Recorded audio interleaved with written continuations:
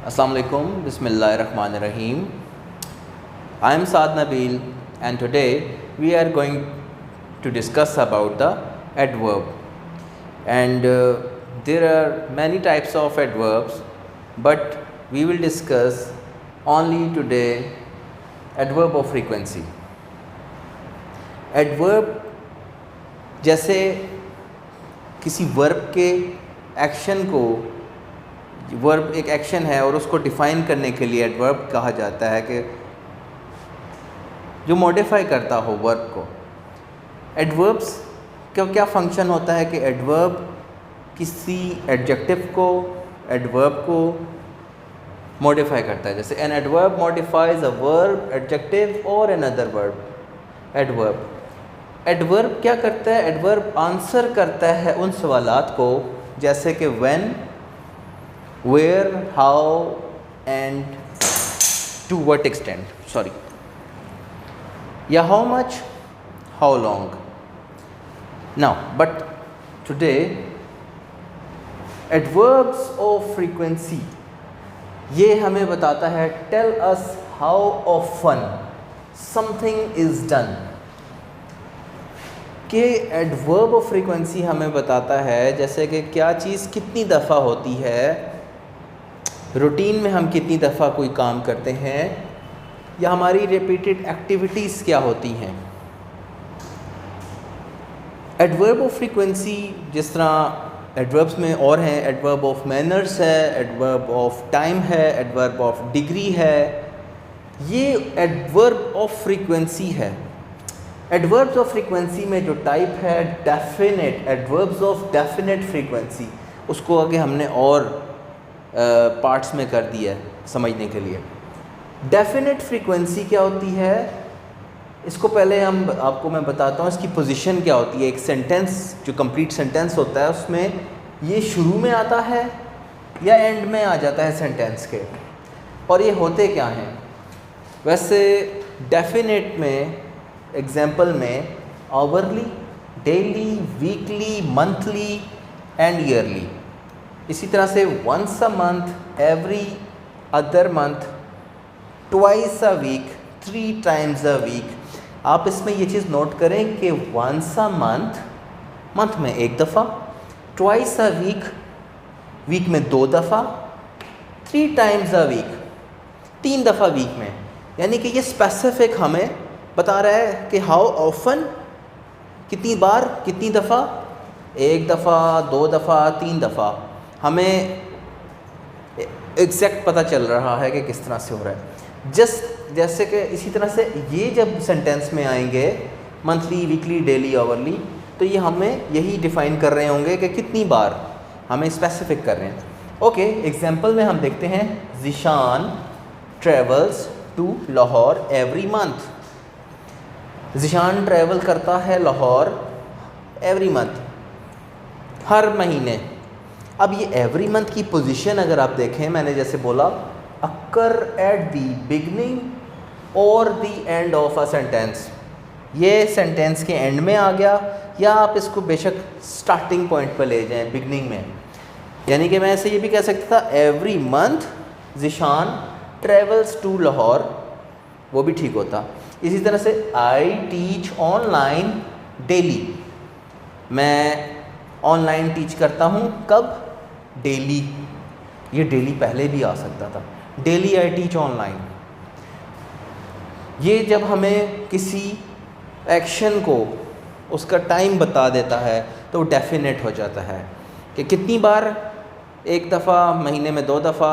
ये daily routine या repeated actions या रिपीटेड एक्टिविटीज़ के लिए इनको यूज़ किया जाता है एडवर्ब ऑफ फ्रीक्वेंसी को। और नाउ इसके बाद हम डिस्कस करते हैं एडवर्ब्स ऑफ इनडेफिनेट फ्रीक्वेंसी, जिसमें आपका आ जाता है ऑलवेज़, यूजुअली, जनरली। मैं आपको उसके बारे में बताता हूँ। Thank you so much.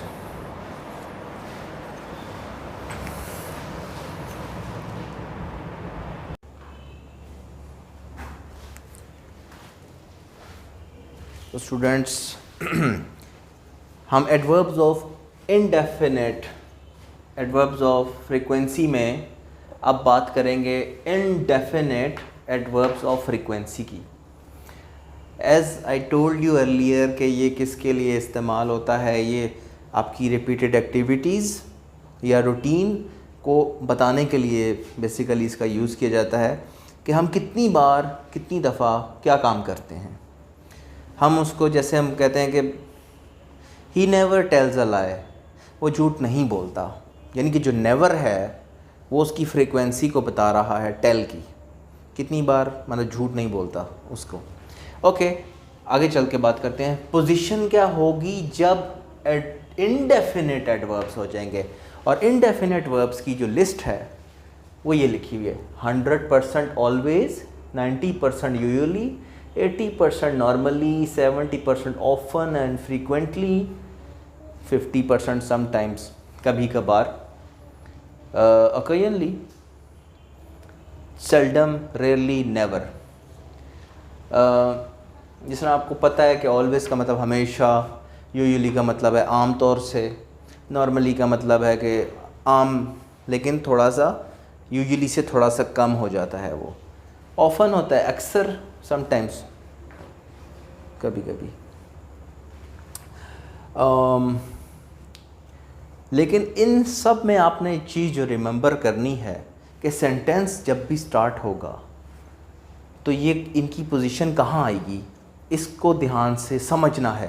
Because वो जो मैंने आपको पहले बताया जो डेफिनेट थे उनकी पोजीशन में और इनकी पोजीशन में फ़र्क है, और वो फ़र्क क्या है आए लेट्स सी, देखते हैं। अगर तो बी फॉर्म होगा तो आफ्टर बी वर्ब क्या होते हैं, am, is, are, was, were, being, been, ये इसके बाद लगेगा हमेशा। Just like he is usually confident, या he is never confident, he is always confident, ये इज़ जो है ना ये बी फॉर्म है, इसके बाद लगेगा ये हमेशा, आफ्टर बी वर्ब लगेगा। सेकंड पोजीशन जो है इसकी वो ये है जो मिडल पोजीशन पे आता है, आफ्टर सब्जेक्ट, यानी कि जैसे और but before the verb, Nabeel never fights, या Nabeel sometimes fights, Nabeel normally fights, ये वर्ब है, ये उससे पहले लगेगा। यहाँ पर बी फॉर्म जो थी उसके बाद लग रहा था, या मेन वर्ब से पहले लग रहा है, ये चीज़ ठीक है। और अगर किसी सेंटेंस में मोर देन वन वर्ब, ये तीसरा इसकी पोजीशन आ रही है, पहली थी आफ्टर बी वर्ब, यहाँ सेकंड मिडल पोजीशन, तीसरा था more than one verb. More than verb में ये है they have often visited Islamabad, have verb है, उसके बाद एक ये मेन वर्ब है विजिटेड, ये इनके सेंटर में लगेगा बीच में, बट बिफोर मेन वर्ब, तो ये इनकी पोजीशन है। इसी तरह से पोजीशंस हम यही बताते हैं कि